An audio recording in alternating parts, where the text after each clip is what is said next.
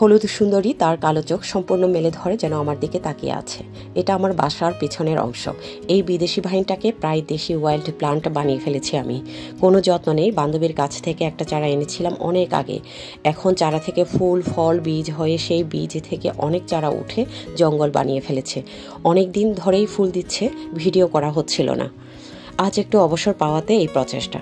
সাথে আছে আমার লালচান। ফুলের রং, তার গায়ের রং আর চোখের রং সব মিলে জঙ্গলটা আরও বেশি সুন্দর লাগছে। জঙ্গলে যদিও ফুল একটু কমে গিয়েছে এখন। এই অর্নামেন্টাল উদ্ভিদের আদি নিবাস পূর্ব আফ্রিকা। আমাদের দেশে ওয়াইল্ডলি পাওয়া যায় না। নার্সারিতে এর চারা বীজ কিনতে পাওয়া যায়। এর বাংলা নাম কালো চোখ সুসান ভাইন। এর আরেকটি নাম আছে হুতুম মণিলতা।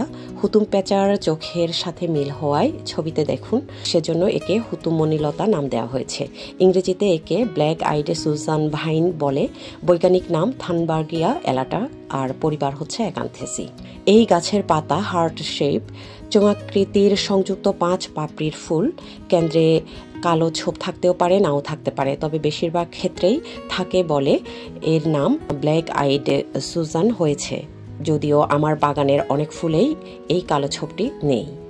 এই যে দেখুন, ঠিক এরকম হলুদ, কমলা, সাদা সহ এই ফুল বেশ কয়েক রকমের হয়ে থাকে। প্রত্যেকটি ফুলে 2টি করে ত্রিভুজাকার বা ডিম্বাকার রোমশ মঞ্জুরিপত্র থাকে, যেগুলোর অগ্রভাগ সরু।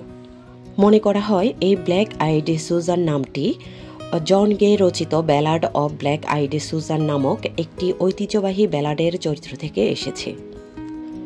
বাগানের সৌন্দর্য বর্ধনের উদ্দেশ্যে এই উদ্ভিদ সাধারণত লাগানো হয়, তবে এর ঔষধি গুণও রয়েছে কিছু। এর পাতায় এবং ফুলে কিছু ফেনোলিক কম্পাউন্ড আছে, যেগুলো শরীরের বিভিন্ন প্রদাহ হ্রাস করতে সাহায্য করে। আর এর পাতা ও কাণ্ড জ্বর, ম্যালেরিয়া চিকিৎসায় ব্যবহৃত হয়। ডায়রিয়াতে এর পাতা ব্যবহৃত হয়ে থাকে।